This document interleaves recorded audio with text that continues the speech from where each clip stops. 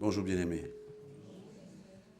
Nous bénissons Dieu qui nous donne cette opportunité de le louer, l'adorer et nous tenir dans sa présence. C'est un privilège, c'est une grâce et c'est à la fois une responsabilité. Prenez toujours l'occasion de nous rendre compte qui il est. Il y a des psaumes qui l'invitent dans sa présence. On dit, porte élevez vos linteaux, car le roi de gloire va faire son entrée. Qui est le roi de gloire? C'est l'Éternel, le Dieu grand et puissant. Celui qui a dit à tous les rois qu'il a suscités, non, je n'habite pas dans des maisons faites de main d'homme, parce que je ne peux pas contenir dans une maison faite de main d'homme. Mais sa gloire habite là. Il dit, tant que vous obéirez à mon alliance, ma gloire demeurera dans cette maison. Mais le jour où vous faillez à cette alliance, même si les murs sont debout, je ne suis plus présent.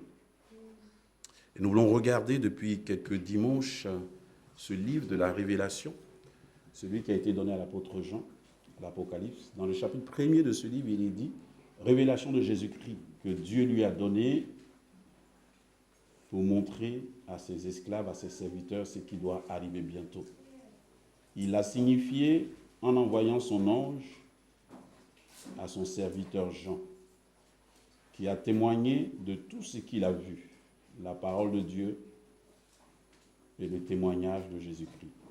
Et au verset 3, il est dit, « Heureux celui qui lit à haute voix les paroles de cette prophétie, comme ceux qui les entendent et qui gardent ce qui est écrit, car le temps est proche. » C'est un refrain que Jésus a eu très tôt quand il a commencé son ministère. Dans Luc chapitre 4, il a dit « Car le royaume de Dieu s'est approché. » Il parlait de lui.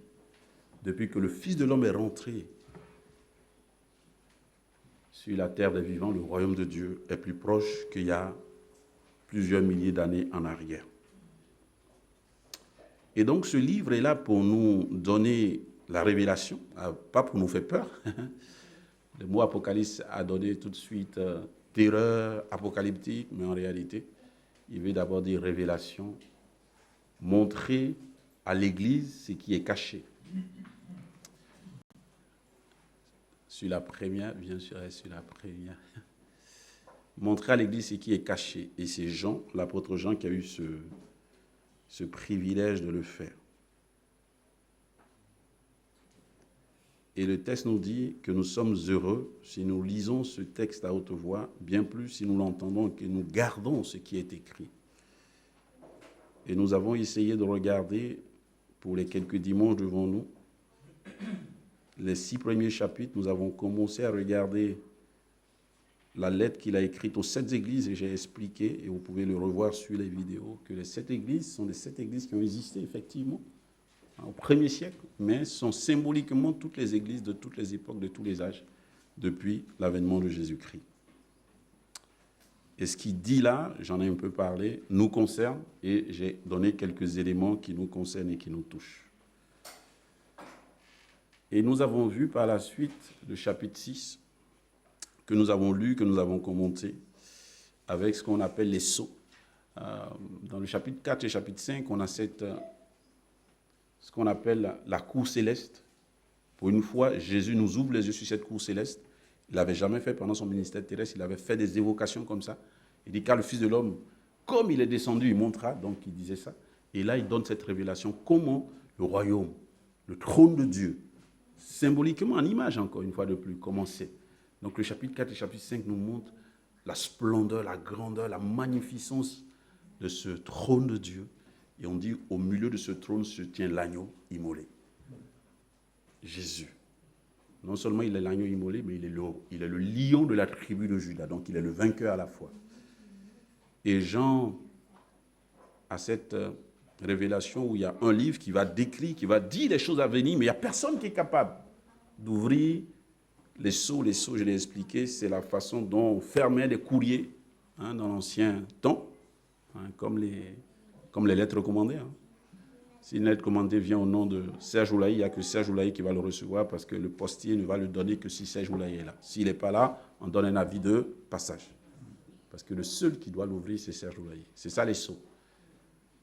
Et le texte dit qu'au ciel, il n'y avait personne qui était capable.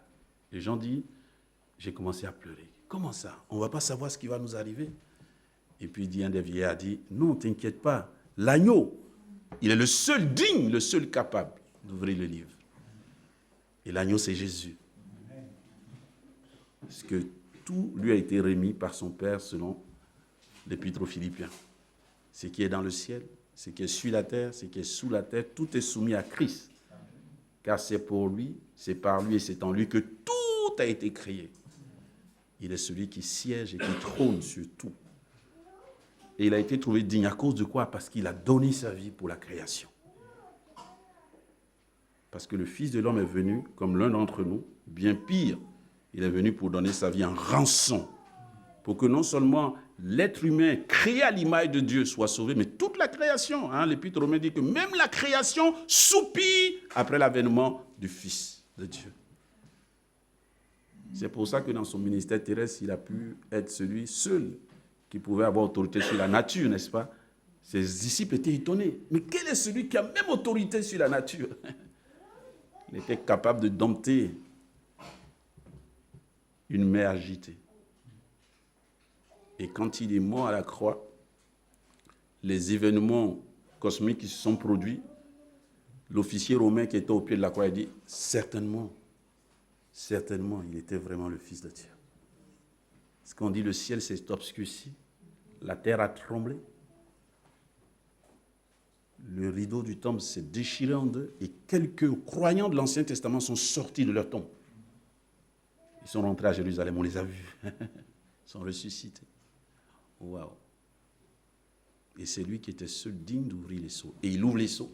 Et on en a parlé aussi. Premier sceau, le cavalier et le cheval blanc, l'antichrist, le faux, le destructeur, les forces du mal, avec cette façon ambiguë de dire le vrai et le faux à la fois. L'antichrist, c'est ça. L'antichrist, il ne faut pas chercher loin. C'est celui qui fait comme Christ, mais en fait qui n'est pas le Christ. Celui qui apporte des paroles qui peuvent être comme celles de Christ, mais ce n'est pas vraiment celles de Christ. Et on sait que c'est la force de l'ennemi de faire cela, puisqu'on le connaît, puisque depuis le premier livre, c'est ce qu'il a fait avec la femme et l'être humain, avec Ève et Adam. L'Éternel a-t-il réellement dit?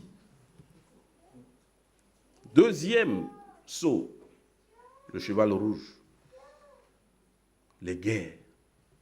Et dans cette introduction à ce culte, Éric nous a rendus sensibles. Les temps sont mauvais. Il ne faut pas croire. Les temps sont vraiment mauvais. N'empêche que Dieu continue d'être le roi de gloire. C'est pour ça que nous sommes en vie, c'est pour ça que nous pouvons continuer. Vous savez, pendant la Troisième Guerre mondiale, non, elle n'est pas encore arrivée, n'est-ce pas? Elle n'est pas encore arrivée. Non? Bon. Pendant la Deuxième Guerre mondiale, certains aspects du monde, certaines parties du monde n'étaient pas touchées. Au début. Et puis après, tout s'est embrasé. Tout s'est embrasé. Même ceux qui n'avaient pas sur leur territoire les combats ont été mobilisés pour venir combattre. Il n'y a pas une nation qui n'a pas été touchée par la Deuxième Guerre mondiale. Toutes les nations ont perdu quelqu'un. Parce que même si vous étiez loin, vous aviez été mobilisés pour y aller. Et dans le chapitre 8, nous reviendrons en détail sur ce que ça veut dire. Mais la guerre est un fléau lâché par Dieu. On dit, oula, Dieu il fait ça. Le cœur de l'homme est mauvais. Et Dieu veut laisser le monde voir qu'il est mauvais en fait. Et les guerres nous montrent la noirceur, l'opacité de nos motivations. Parce qu'au nom de motivation juste, on est capable de tuer l'autre en disant « j'ai raison sur lui, donc j'ai raison de lui, donc je peux le tuer ». Je peux non seulement le tuer, mais exterminer tout son peuple parce que son peuple a tort et mon peuple a raison. Tant pis s'il y a des innocents. C'est ça la guerre. Que ce soit votre président qui a déclaré la guerre, tant pis pour vous parce que c'est lui qui a déclaré, mais vous payez ce qu'on appelle les pots cassés. C'est cruel, c'est injuste. Et Dieu laisse les hommes voir l'injustice dans la guerre. Deuxième fléau. Troisième fléau, le cavalier noir, c'est la famine.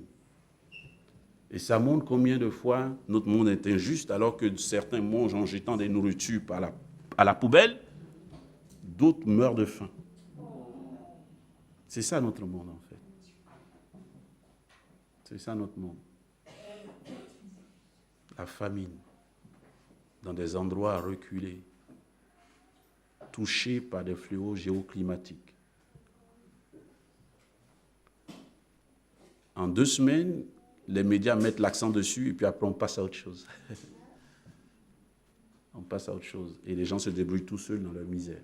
Heureusement encore qu'il y a des hommes de bonne volonté, qu'il y a des ONG de bonne volonté qui vont se lever contre vents et marées, qui vont mobiliser des fonds et qui vont aller aider pendant des décennies et des années ce qui se passe dans ces endroits-là. Dieu libère ce fléau aussi pour que nous voyions, des fois en tant que chrétiens, la grâce que nous avons d'avoir ne serait-ce qu'un repas par jour. Et le Covid nous a montré bien que même quand tu as l'argent, tu peux avoir faim parce que tu n'as pas la possibilité d'acheter. Et c'est ce qu'il dit dans le Cavalier Noir. Il dit, une mesure de blé pour deux mesures de farine. Ça veut dire, même si tu as l'argent, tu ne pourras pas acheter la quantité dont tu as besoin avec l'argent que tu as. Et le Covid nous l'a bien montré puisque c'était rationné. Donc, le Covid nous montre des choses que Dieu a déjà dites, que les anciens ont vécues, que nous vivons et que nous avons vécu il y a 4 ans. 4 ans, c'est déjà passé. C'est comme s'il y a 10 ans qu'on a vécu le Covid. Il n'y a que 4 ans, à peine 5 ans que le Covid est passé. Mais on a bien vite oublié les leçons de ce Covid. Notre monde a oublié les leçons. C'est un mauvais cauchemar, on l'a rangé au placard. Alors que Dieu parle au travers de tout ça. Et c'est ce que Jésus dit dans le chapitre 2, chapitre 3 de cet Apocalypse, que celui qui a des oreilles entende ce que l'Esprit dit aux églises. Que celui qui a des oreilles entende ce que l'Esprit dit aux églises. 4e fléau, le cavalier, le cheval verdâtre. C'est la mort. C'est la mort. La mort est une terreur. Hein. Et nous l'avons vécu pendant le Covid. Ce décompte macabre chaque jour à la télé. Chaque jour à la télé, on nous disait le nombre de gens. Ah là là. C'est ça le fléau de la mort en fait. C'est chaque jour. Alors que la mort n'est pas quelque chose de quotidien. En tout cas, chaque jour, personne ne meurt chaque jour dans nos familles. Même s'il y a des périodes comme ça où l'année peut être touchée par plusieurs décès dans une famille. Mais chaque jour comme nous l'avons vécu, ce fléau a été déchaîné. Ce n'est pas nouveau. Hein. N'oubliez pas qu'au XVIe siècle, il y a ce qu'on appelait la peste noire. Et la peste noire a décimé l'Europe. XVIe siècle. Et c'est de ce XVIe siècle noir qu'est née la réforme chrétienne, avec Luther et le protestantisme. 5e fléau, ce n'est pas vraiment un fléau, c'est un sceau. Il dit, je vois sur l'autel de Dieu, cet autel qu'il a démontré, l'âme des martyrs, ceux qui ont été tués à cause de leur témoignage de la parole de Dieu, ceux qui ne se sont pas laissés corrompre et qui sont restés fidèles à la parole, mais ils ont payé de leur vie. Dans certaines parties du monde aujourd'hui, être chrétien, nous avons le privilège, et Eric l'a dit, voilà, de nous lever le matin, de venir au culte, c'est une droit, c'est un privilège. Et comme c'est un privilège là, ne faisons pas de ça une option. C'est-à-dire l'option c'est, je peux venir comme je peux ne pas venir. Dites-vous toujours que certains de vos frères dans le monde entier, ils n'ont pas cette option. Parce qu'ils ne peuvent même pas aller quelque part pour se rassembler avec d'autres. S'ils y vont, c'est au péril de leur vie. Plusieurs ont été arrêtés, mis en prison, parfois tués. Et il dit, je vis l'âme de ces martyrs qui criaient, quand est-ce que tu nous rendras justice? Et Dieu dit, pas maintenant. Il leur a donné des robes blanches. Il dit, attendez. Parce que malheureusement, comme l'homme est mauvais, son péché continue de s'accroître, ils vont toujours s'en prendre à mes enfants, ils vont toujours encore tuer d'autres chrétiens, et j'attends qu'ils mettent un comble eux-mêmes à leur péché pour que ma justice puisse agir. C'est pour ça qu'on dit, mais Dieu, il tarde. Dieu, il ne tarde pas. Il a son agenda. On dit qu'à ce que Dieu veut, ce n'est pas que l'être humain périsse, c'est qu'il soit sauvé. Donc il donne tellement...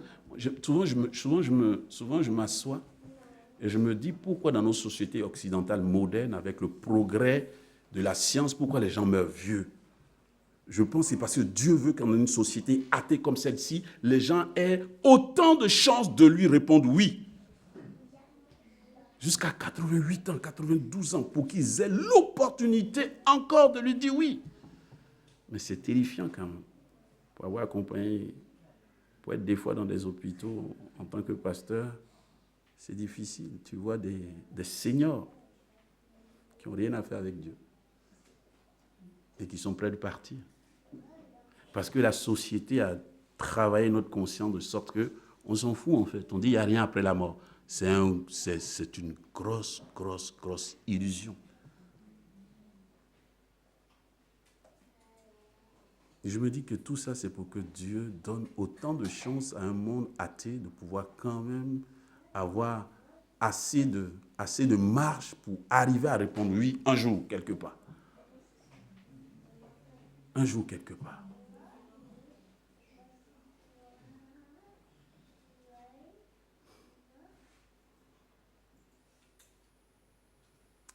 Et le 6e sceau, quand il ouvre ce sceau-là, c'est le jugement dernier. C'est terrible ce que ce sceau nous explique. Et j'en ai parlé dimanche dernier. C'est un cataclysme cosmique, c'est-à-dire un renversement de tout ce que nous pouvons connaître comme alignement de nos planètes et tout ça. Le soleil devient noir. On dit que c'est la mort d'un soleil. En fait, les scientifiques expliquent qu'on appelle ça la mort d'un système solaire. Il semble, c'est théorique, que c'est déjà arrivé. Et c'est pour cela que c'est un système solaire meurt. Quand le soleil d'un système solaire meurt, en fait, c'est tout le système solaire qui est en branle. Et il y a plein d'explications, de grands scientifiques qui expliquent tout ça. Il semble que c'est ça que Jésus dit ici. Le soleil deviendra noir comme une toile de sac, la lune tout entière devient rouge comme du sang, les étoiles du ciel s'abattent sur la terre. Et il semble, en tout cas pour ceux qui y croient, que c'est comme ça qu'on a perdu les dinosaures. Qu'il y a des astéroïdes qui, venant du ciel, se sont abattus à un moment donné de notre histoire sur la terre et qui ont détruit toute forme de vie, notamment cette vie-là. C'est des hypothèses. Mais en tout cas, le texte dit que les étoiles vont tomber sur la terre, comme font les fruits d'un figuier secoué à un gros coup de vent. Le ciel se retirera comme un parchemin qu'on enroule, et toutes les montagnes et toutes les îles furent enlevées de leur place. Les rois de la terre, les hauts dignitaires, les chefs militaires, les riches et les puissants, tous les esclaves, tous les hommes libres allèrent se cacher au fond des cavernes, et parmi les rochers des montagnes, ils criaient aux montagnes et aux rochers, tombez sur nous et cachez-nous loin du regard de celui qui siège sur le trône, loin de la colère de l'agneau. Et le verset 17 dit, car le grand jour de leur colère est arrivé, et qui peut subsister? Qui peut subsister? C'est pour ça que l'apôtre Paul dit, n'oubliez pas que l'Éternel, notre Dieu, l'Éternel est un feu dévorant. Il est gentil, il est gracieux, il est doux, mais il est l'Éternel, le Dieu créateur du ciel et de la terre, il est le Dieu juste, qui ne prend pas l'innocent pour coupable, ni le coupable pour innocent. Parce que sa justice est juste. Mais qui est lent à la colère, mais riche en bonté. Et qui laisse l'opportunité 10 600, enfin, tellement de fois. Tellement de fois. Vas-y, s'il te plaît. Et quand je parlais de ça la dernière fois, donc là, vous avez ce qu'on appelle la chronologie de la révélation que l'apôtre Jean a eue, les 7 sceaux. Et là, après le 6e sceau, il va faire une parenthèse dont on va parler maintenant au chapitre 7 pour expliquer quelque chose de fondamental. Et puis ensuite, il va revenir pour expliquer le 7e sceau. Et du 7e sceau vont partir ce qu'on appelle les 7 trompettes et les 7 coupes. Et on va regarder ça au cours des différentes prédications qui sont devant nous au cours de l'année. Qu'est-ce que ça veut dire? Parce qu'on a lu dans le chapitre 1 qui dit « Heureux celui qui lit à haute voix cette prophétie et tous ceux qui l'entendent. » Donc il a laissé ça pour nous, pour que nous comprenions. Ce qui est intéressant dans le livre d'Apocalypse, c'est qu'il y a perpétuellement un aller-retour entre le Nouveau Testament et l'Ancien Testament dans le livre d'Apocalypse. C'est-à-dire quand vous étudiez Apocalypse, vous êtes obligé de retourner dans l'Ancien Testament. Parce que beaucoup d'images nous ramènent dans l'Ancien Testament, aux prophètes, au texte de la loi, Mais en même temps, beaucoup d'images nous ramènent à Jésus-Christ. Donc, du coup, on revient aussi dans le Nouveau Testament. Donc, c'est intéressant parce que ça nous donne un aperçu général de la révélation de Dieu. Lorsque je me suis arrêté sur ce texte le dimanche dernier, je vous ai demandé une référence biblique que vous n'avez pas pu me donner, que moi-même j'étais un peu embêté de vous donner aussi. Bon, la semaine est passée, personne ne m'a appelé pour me dire, pasteur, le texte que tu demandais, on l'a trouvé. Je me suis dit, mais pourquoi les frères n'ont pas appelé? J'ai vu qu'il n'y a que 48 personnes qui sont allées regarder la vidéo. J'ai dit, je comprends, donc ils ne sont pas repartis. Mais bon, chacun a gardé certainement l'enseignement qui était pour lui ce jour-là. Mais j'étais en train de parler de la fidélité de Josué. Et j'ai dit, Josué a écrit dans Deutéronome chapitre 24 ou Deutéronome chapitre 27. Ah, c'était Josué. Mais j'ai dit Deutéronome. Et peu, on dit, pasteur, quand même. Hein? Voilà, il faut oser, il faut oser parce que nous sommes des Bériens. Hein? Il y a 2 personnes qui l'ont dit, mais qui n'ont pas osé approcher le pasteur pour dire, pasteur, ça, ce n'était pas la bonne référence. Vous savez, le pasteur, c'est un frère. Et je vous ai toujours dit, à cause de la proximité qu'on a dans notre église, parce que c'est une église famille, la hiérarchie n'existe pas. Et dans ce genre de situation, il ne faut pas laisser cette hiérarchie prendre le pas, parce qu'elle n'a pas le droit d'être là, parce que ce qui est important, c'est la parole de Dieu et pas les personnes. Voilà. Et j'ai rappelé à chaque fois ici que les premiers cultes ici m'ont encouragé, parce que dès ma première prédication, il y a un frère qui m'a vu, qui m'a dit, la référence qu'il t'avait donnée, ce n'était pas ça. Donc n'hésitez pas. Donc c'est Josué chapitre 24. Parce que évidemment, on ne peut pas parler de Josué en Deutéronome, puisque son ministère n'a pas commencé encore en Deutéronome. Puisqu'en Deutéronome, même jusqu'au chapitre 27, c'est Moïse qui finit son ministère. On évoque à peine le successeur de Moïse dans Deutéronome chapitre 27. Donc, Josué ne peut pas faire son bilan au chapitre 27 de Deutéronome alors que son ministère n'a pas encore commencé.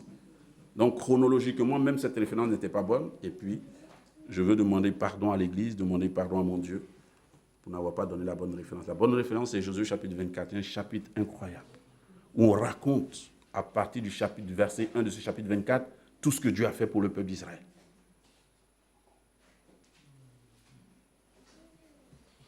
Et à partir du verset 14, Josué prend la parole. Il dit, maintenant, vous allez devoir choisir qui vous voulez servir. Parce que vos pères n'ont pas été toujours fidèles. Ils ont servi des idoles de l'autre côté. Maintenant, Dieu vous a mis en sécurité sur cette terre promise. Vous devez choisir de servir que l'Éternel. Car l'Éternel est un Dieu qui est bon, mais qui n'aime pas de rival. Parce qu'en réalité, il n'a pas de rival. Deutéronome 6, verset 4 dit, car l'Éternel, notre Dieu, l'Éternel est un, l'Éternel est un. C'est-à-dire, il n'y a pas d'autre Dieu, en fait. Donc, tous ceux qui se disent Dieu l'énervent, en fait, parce qu'ils ne sont pas des dieux. Et dans un psaume, il dit, mais franchement, quelqu'un qui va dans une forêt, même si c'est un bois, même si cette qualité de bois est la meilleure des qualités, qui la coupe, et qui vient, et qui taille une idole avec ce bois, et qui met devant lui, qui dit, ah, toi le bois là, c'est toi mon idole, c'est toi mon Dieu, il dit, il est stupide, en fait. Parce que ce bout de bois, en fait, c'est déjà une création. Et toi, tu as été intelligent, tu as été capable d'aller couper ce bois, de le tailler, de le polir, de le sculpter, et tu dis, c'est ton Dieu. J'ai dit, vous voyez, c'est ça l'insensé. Et c'est ça qui devient une idole. Mais ça, c'était dans le passé. Aujourd'hui, on a trop d'idoles qui ne sont pas forcément des bois taillés. L'idole, c'est tout ce qui prend la place de Dieu dans ma vie. Tout ce que je mets au premier plan plus que Dieu. C'est ça une idole. Donc, des fois, on demande aux chrétiens de bien s'examiner si Dieu n'a pas la seconde place par rapport à autre chose. Bref, Josué dit, quant à moi et ma famille, nous servirons l'Éternel. Et le texte finit par dire que Josué a été fidèle jusqu'au jour où Dieu l'a rappelé. Alléluia. Il a été fidèle. Donc, j'avais voulu quand même corriger cette grave erreur devant vous pour redonner la bonne référence de ce texte-là. Et ce chapitre 6 finit en disant, qui peut subsister à ce grand jour de la colère de Dieu? Et puis là, il y a une parenthèse que Jean reçoit au chapitre 7, et nous allons voir cette parenthèse que Jean reçoit avant de continuer sur le 7e sceau, Parce que c'est des cycles de 7. Vous avez vu, il y a 7 sceaux, il y a 7 trompettes et il y a 7 coups. Et avant de continuer sur le 7e sceau, il fait une parenthèse, chapitre 7 de l'Apocalypse. Et on va lire le texte. Vas-y, s'il te plaît.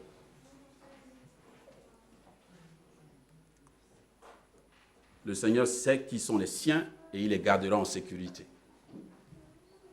Et c'est un verset qui va être un verset marqueur, mais lisons tout le texte. Après cela, je vis 4 anges debout aux 4 coins de la terre. Ils retenaient les 4 vents de la terre pour qu'aucun vent ne souffle ni sur la terre, ni sur la mer, ni sur aucun arbre.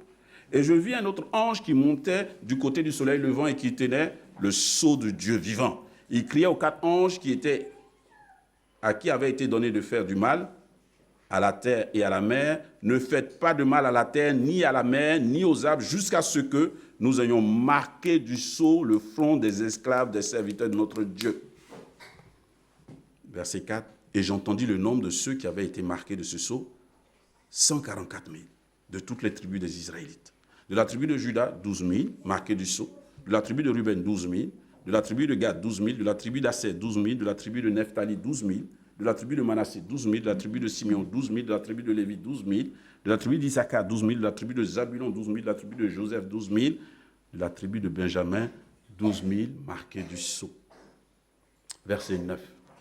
Après cela, j'ai vu une grande foule que personne ne pouvait compter, de toute nation, de toute tribu, de tout peuple et de toute langue. Ils se tenaient devant le trône et devant l'agneau, vêtus de robes blanches et des branches de palmier à la main. Et ils criaient, le salut est à notre Dieu, qui est assis sur le trône, et à l'agneau. Et tous les anges se tenaient autour du trône, des anciens et des 4 êtres vivants. Ils tombaient face contre terre devant le trône, prosternés devant Dieu, en disant Amen. La bénédiction, la gloire, la sagesse, l'onction de grâce, l'honneur, la puissance et la force à notre Dieu, à tout jamais. Amen. Alors l'un des anciens me demanda, ceux qui sont vêtus de robes blanches, qui sont-ils? D'où viennent-ils? D'où sont-ils venus? Je lui répondis, mon Seigneur, c'est toi qui le sais. Et il me dit, ce sont ceux qui viennent de la grande détresse. Ils ont lavé leurs robes, ils les ont blanchis dans le sang de l'agneau. C'est pourquoi ils sont devant le trône de Dieu. Ils lui rendent un culte jour et nuit dans son sanctuaire. Celui qui est assis sur le trône les abritera dans sa demeure. Ils n'auront plus faim, ils n'auront plus soif. Le soleil ne les frappera plus, ni aucune chaleur. Car l'agneau qui est au milieu du trône les fera paître et les conduira aux sources des eaux de la vie. Et Dieu essuiera toute larme de leurs yeux. Amen. Alors, à la question qui a été posée au verset 17 du chapitre 6, et qui peut subsister, on voit que Dieu encore a pris l'initiative de garder quelques-uns. Et ça fait écho à Jean chapitre 1. Car à tous ceux qui l'ont reçu, il a donné le privilège de devenir enfants de Dieu. Et ce n'est ni de la volonté d'un homme, encore moins de la chair, mais de la volonté de Dieu. Et c'est Dieu qui dit, il donne une parole à un ange, et l'ange dit à tous les autres anges, arrêtez. On va reprendre ce jugement, mais pour l'instant, on va mettre en sécurité tous les serviteurs de Dieu. Tous les enfants de Dieu, on va les mettre en sécurité. Et ça nous rappelle, la question du sceau nous rappelle à chaque fois l'œuvre de Jésus-Christ, mort et ressuscité. Et l'action du Saint-Esprit. Car la Bible dit que l'Esprit de Dieu est donné aux croyants comme les arts de notre salut, comme le sceau que Dieu estampille la vie de ceux qui lui appartiennent. Car personne ne peut dire « Abba Père » s'il n'a pas l'Esprit de Dieu en lui. As-tu l'Esprit de Dieu, mon frère? As-tu l'Esprit de Dieu, ma soeur? Comment je peux le savoir? As-tu fait la paix avec Dieu, mon frère? As-tu fait la paix avec Dieu, ma soeur? Comment je peux le savoir? Je peux le savoir si j'ai fait cette démarche. La Bible dit qu'il est donné à l'homme de mourir une seule fois, après quoi vient le jugement. Mais, Romains 3, 23, car tous sont péchés et tous sont privés de la gloire de Dieu.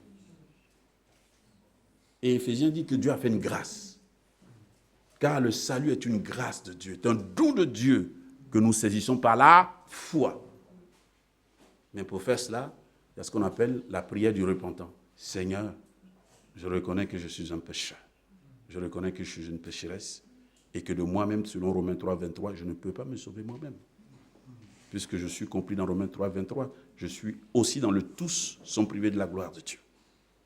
Et le texte dit, il n'y en a même pas un seul. Donc je ne peux pas être l'exception, puisque c'est-à-dire, il n'y a pas d'exception.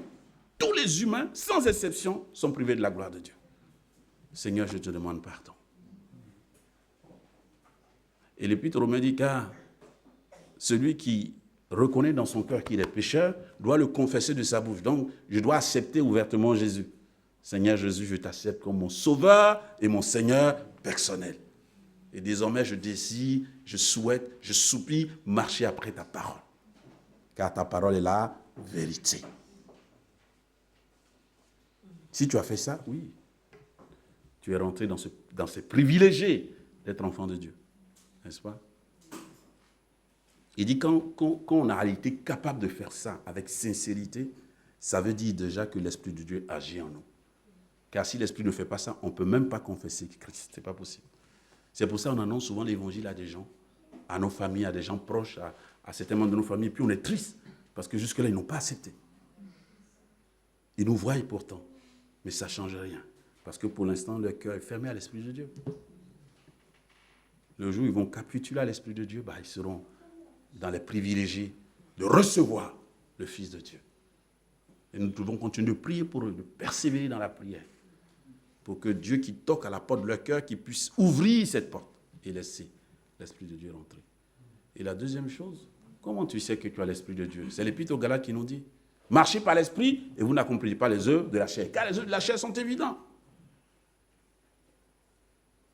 Immoralité, impureté, discorde, jalousie, querelle, division, orgie, beuverie, perversité.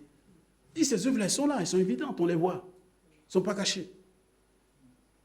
Et il dit aux enfants de Galates, aux chrétiens de Galates, si vous marchez dans ces choses-là, il y a un problème. Si ces choses sont en vous et que ça continue d'être manifeste dans votre vie, il y a un problème. Ça veut dire que vous êtes en train de marcher, non pas par l'esprit, mais par la chair. Il dit, car les œuvres, le fruit de l'esprit, on le connaît aussi. C'est l'amour, c'est la joie, c'est la paix, c'est la bienveillance, c'est la longanimité, c'est la tempérance, c'est la persévérance. Car la loi n'est pas contre ces choses-là. Et des choses semblables. Si vous êtes nés par l'esprit, marchez aussi par l'esprit. Quand on voit tous les sauts avec tout ce que nous pouvons vivre comme danger dans ce monde et nous voyons que malgré tout Dieu nous protège et nous fait grâce, qu'est-ce que ça nous coûte de vivre selon la volonté de Dieu?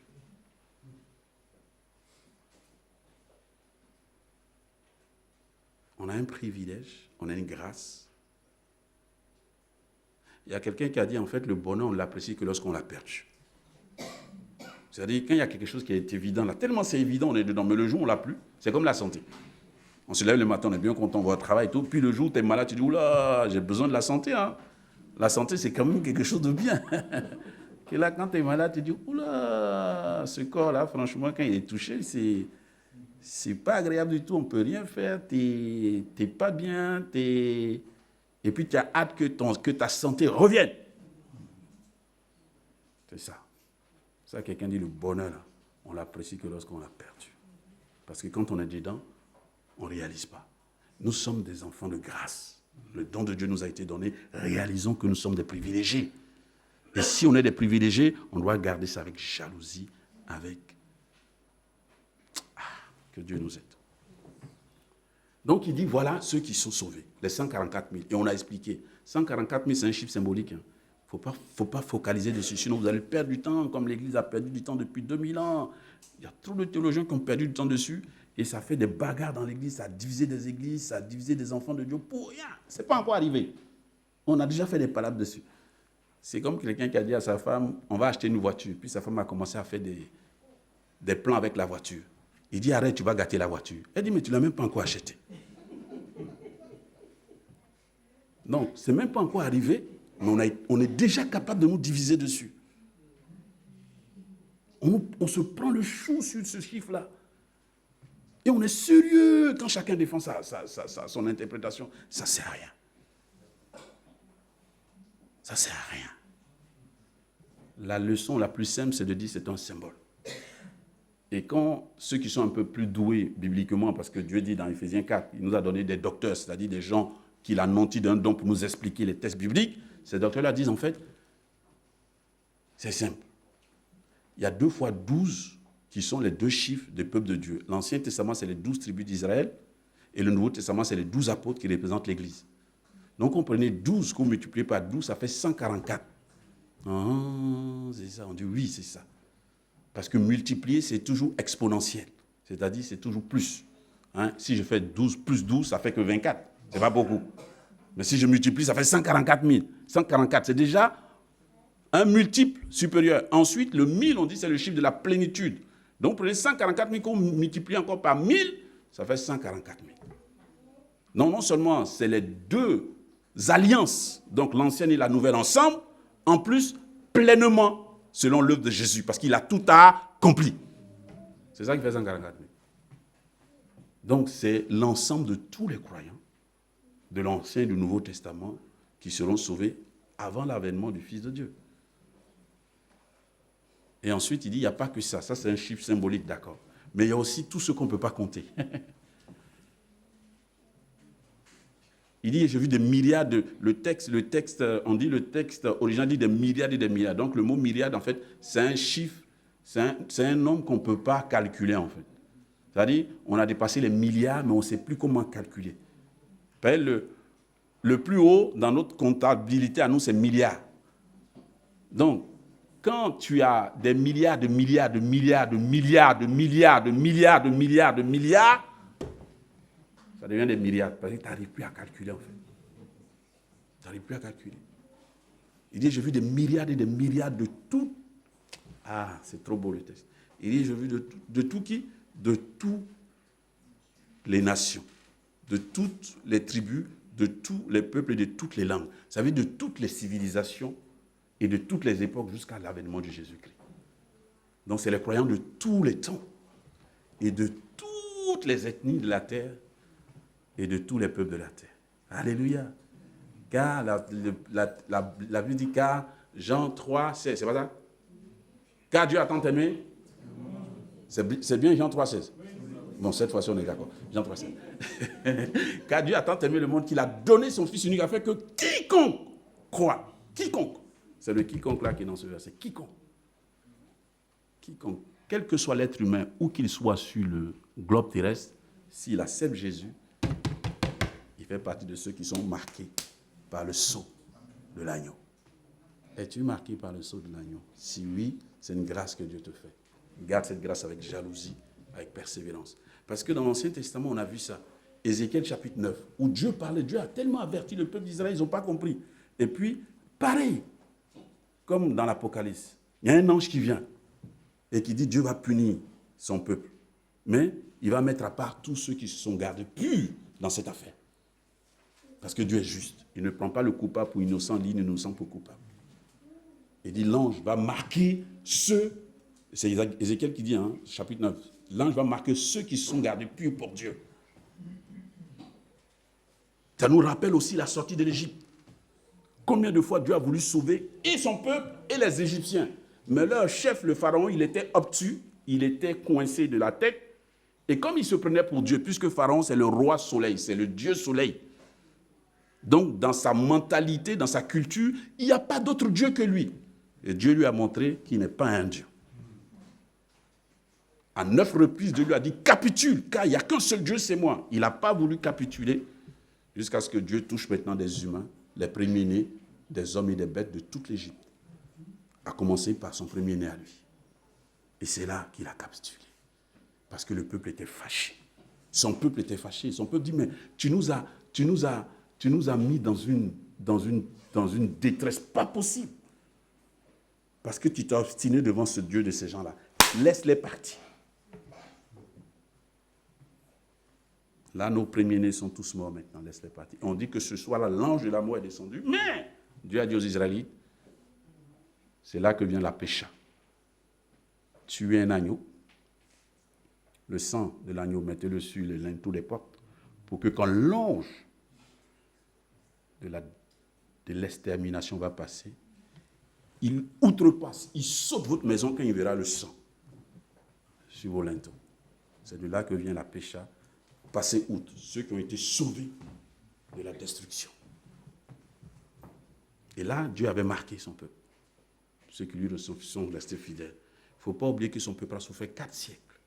Le texte dit, Dieu dit, j'ai entendu les cris de mon peuple et je suis venu maintenant pour les délivrer. Ça a duré 4 siècles. Ça a duré 4 siècles.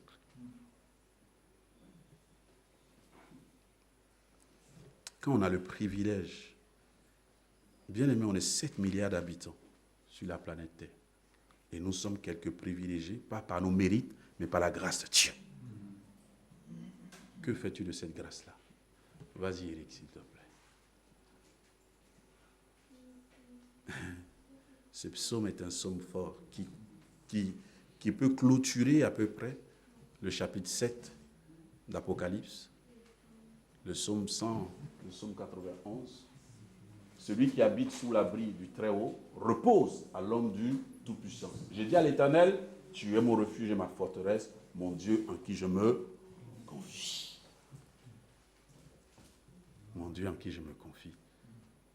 Se confier en Dieu, ça veut dire beaucoup. Ça veut dire, j'attends de lui qu'il fasse ce qui est là-haut, mais il attend de moi que je lui sois obéissant.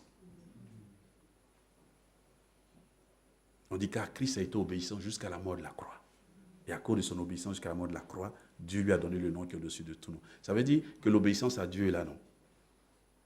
Ça ne dépend pas des temps et des circonstances.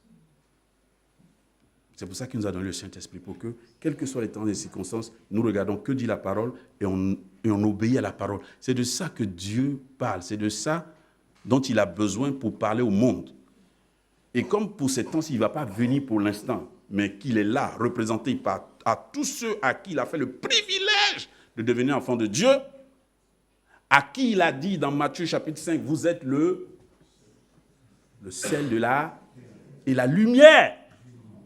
Mais d'ici un sel, là, si le sel n'a plus de saveur, qui de vous est assez insensé pour prendre un sel sans saveur pour le mettre dans la sauce en disant ça va donner de la saveur? Il dit ça n'a pas de sens. Bon, nous on n'a pas ce problème puisque le sel actuellement qu'on a, il ne perd pas sa salinité. Mais le sel de l'époque perdait sa salinité. Donc il y a des moments où il n'est plus sel. Il dit quand c'est comme ça, là, les moments là, il faut jeter, il n'y a plus rien à faire avec. Bon, il y a d'autres usages, mais il dit bon, si nous qui sommes des enfants de Dieu, si cette saveur d'être enfant de Dieu, à cause des épreuves de la vie, à cause des difficultés relationnelles, à cause de tout ce que nous pouvons rencontrer, nous perdons cette saveur-là. Qui va faire ça dans le monde? Qui va faire ça? Qui va faire? Qui va faire ça? C'est pour ça que ces textes sont importants pour nous. Qui va le faire? Il dit, si la nuit tombe et qu'on n'a pas de lumière, dans toutes les civilisations, on a toujours essayé d'avoir un peu de lumière pour éclairer les nuits.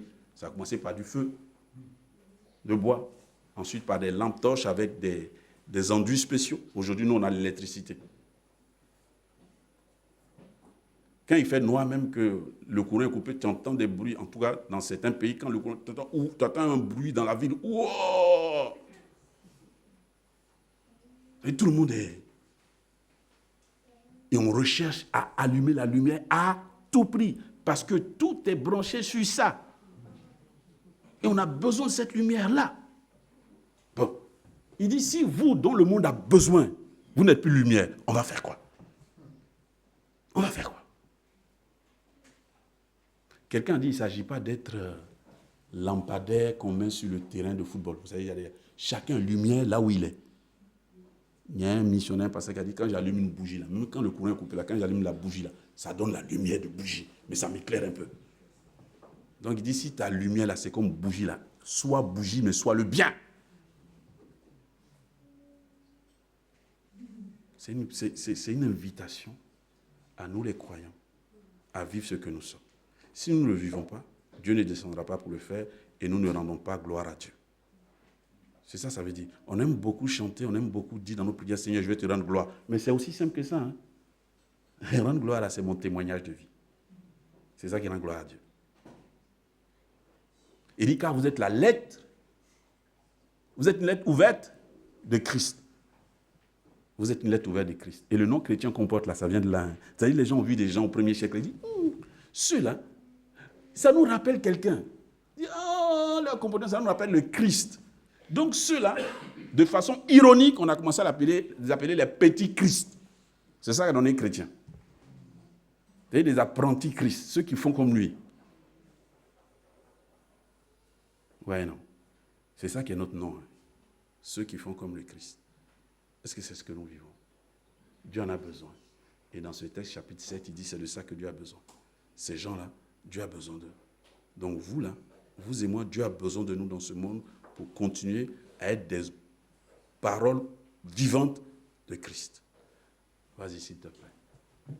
On va terminer avec le chapitre 8, les 6 premiers versets. C'est une heure de bilan aussi, hein, parce qu'il appelle l'Église à faire ce bilan. Il a dit à 7 reprises que celui qui a des oreilles entende ce que l'Esprit dit aux églises. Et on a bien compris que l'Église, ce n'est pas les bâtiments, c'est ceux qui sont rachetés et mis ensemble pour Dieu. Vas-y, mon frère.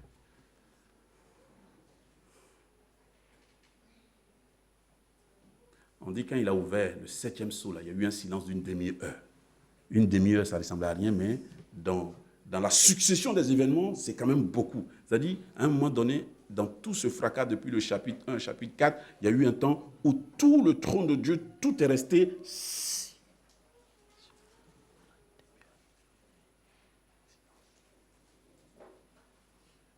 Parce que ce qui va être annoncé après, là, c'est trop grave. Parce que ce qui va venir après, c'est plus grave que ce qui a été déjà dit. Donc c'est un temps de réflexion. C'est un temps pour que le monde écoute et prenne conscience qu'on ne peut pas toujours faire sans Dieu. On a l'idée que parce qu'on est des êtres humains, autonomes, tout va bien. Il dit c'est faux. Hein. Des fois, il faut garder le silence pour voir que tout ne va pas bien. Selon Dieu, en tout cas. Selon Dieu. Vas-y, s'il te plaît. Et on a encore cette séquence. Donc, le 7e sceau dont il va parler maintenant, c'est celui-là. Et il va déboucher sur les 7 tempêtes qui vont être sonnées. Et la 7e tempête va déboucher sur les 7 coups qui vont être manifestés. Vas-y. Quand l'agneau ouvrit le 7e sceau, il se fit dans le ciel un silence d'environ une demi-heure. Alors je vis les 7 anges qui se tiennent devant Dieu. 7 tempêtes leur furent données. Un autre ange vient et se plaça sur l'autel. Il portait un encensoir d'or. On lui remit de nombreux parfums pour les offrir sur l'autel d'or devant le trône, avec les prières de tous ceux qui appartiennent à Dieu. Et de la main de l'ange, la fumée des parfums s'élevait devant Dieu avec les prières de ceux qui appartiennent à Dieu. L'ange prit l'encensoir, le remplit de braise ardente, prit sur l'autel, et il a fait quoi? Le lança sur la terre. C'est des jugements en fait qu'il a lancés. Il y eut alors le coup de tonnerre, des voix, des éclairs et un tremblement de terre. Ça, c'est déjà des choses qu'on a vues. Hein. C'est des théophanies, c'est des apparitions de Dieu. Mais ces apparitions-là, quand ils apparaissent avec ça, ce n'est pas toujours joyeux. Hein. C'est quand il y a des dangers imminents que Dieu se manifeste comme ça.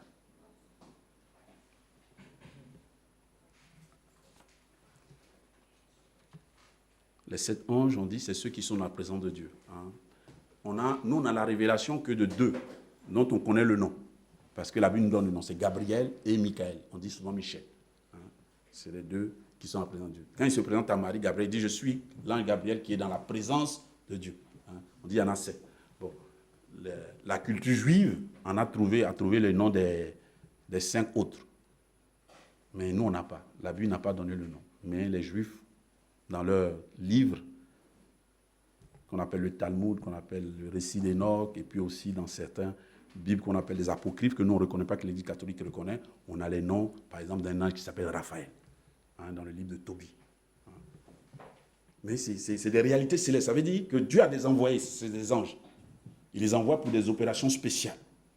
Mais ils ne sont pas supérieurs aux êtres humains, parce que les êtres humains, dans la hiérarchie de Dieu, viennent après Dieu, puisque les êtres humains sont créés à l'image de Dieu, pas les anges.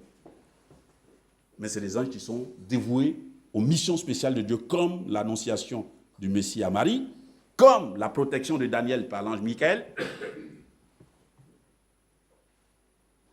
Donc je ne sais pas si chaque chrétien a un ange gardien, je ne sais pas. Je ne pense pas que la Bible dit ça, mais il y a beaucoup de théories dessus.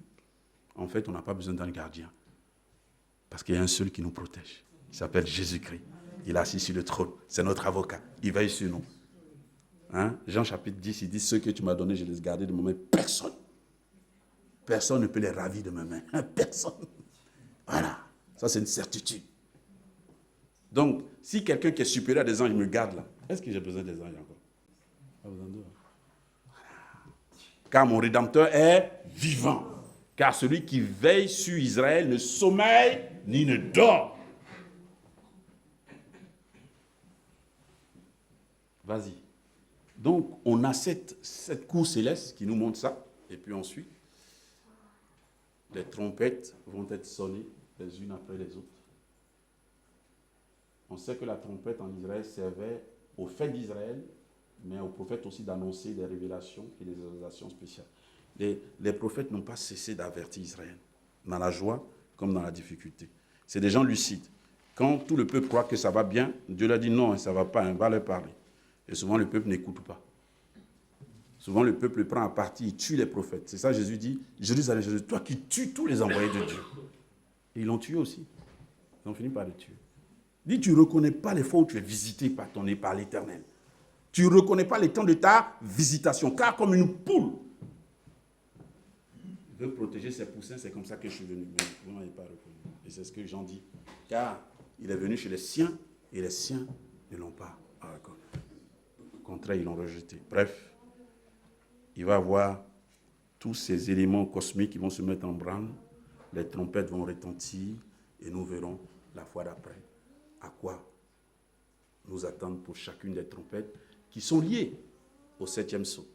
Et le 7e sceau, c'est déjà le jugement. Mais nous sommes épargnés du jugement, car tous ceux qui sont en Christ échappent au jugement. Donc c'est un privilège, bien-aimé. On va terminer, vas-y. Encore? Encore? On va sauter tout ça. Il y a un dernier passage que je veux bien lire avec vous. C'est la dernière diapo. Et on a fini pour aujourd'hui. C'est le texte de Matthieu 24. Est-ce que je l'ai mis là? Je pense.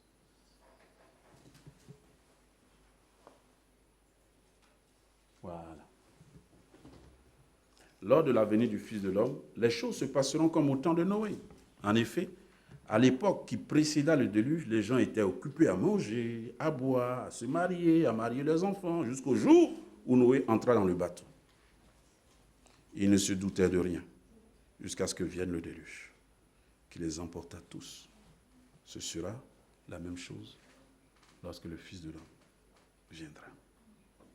Tenez-vous donc en éveil, puisque vous ignorez quel jour votre Seigneur viendra. Pour cette même raison, vous aussi, tenez-vous prêts, car c'est au moment que vous n'auriez pas imaginé que le Fils de l'homme viendra. On a un privilège d'être des enfants de Dieu. Vivons ce que nous sommes. Vivons-le pleinement.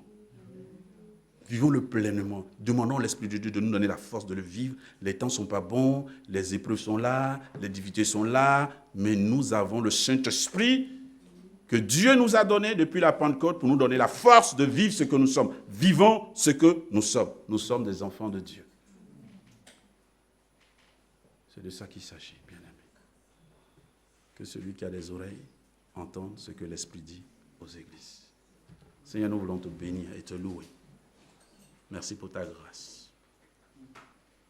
Ah, Jésus, tu es merveilleux. Tu es venu pour nous. Tu nous as arrachés de la boue du péché. Et tu as fait de nous tes enfants. Quelle grâce, quel privilège. En plus, dans la Trinité, le Dieu, Père, Fils et Saint-Esprit, le Saint-Esprit nous a été donné pour que nos vies soient amplifiées par lui, bonifiées par lui, conduites par lui. Tu dis, marchez par l'Esprit et vous n'accomplissez pas les œuvres de la chair. Aide-nous, Seigneur. Tu nous connais. Tu nous connais. Tu me connais. Tu connais mes combats. Tu sais là où je suis fidèle et je te bénis pour cela. Tu sais là aussi, où j'ai encore besoin de toi. Et je prie pareil pour mes bien-aimés là dans la salle. Nous voulons être ce sel, nous voulons être cette lumière. Mais nous avons besoin de toi. Merci pour cette grâce que tu nous as faite, de nous associer à ton peuple. Quel privilège. Merci parce que ta grâce est suffisante. Les bontés de l'Éternel se renouvellent chaque matin. Et ses compassions ne sont pas épuisées. Alléluia. C'est ça que le prophète dit, c'est de ça que je veux me souvenir. Car les bontés de l'Éternel ne sont pas épuisées et ses compassions se renouvellent chaque matin. Que ton nom soit béni. Amen.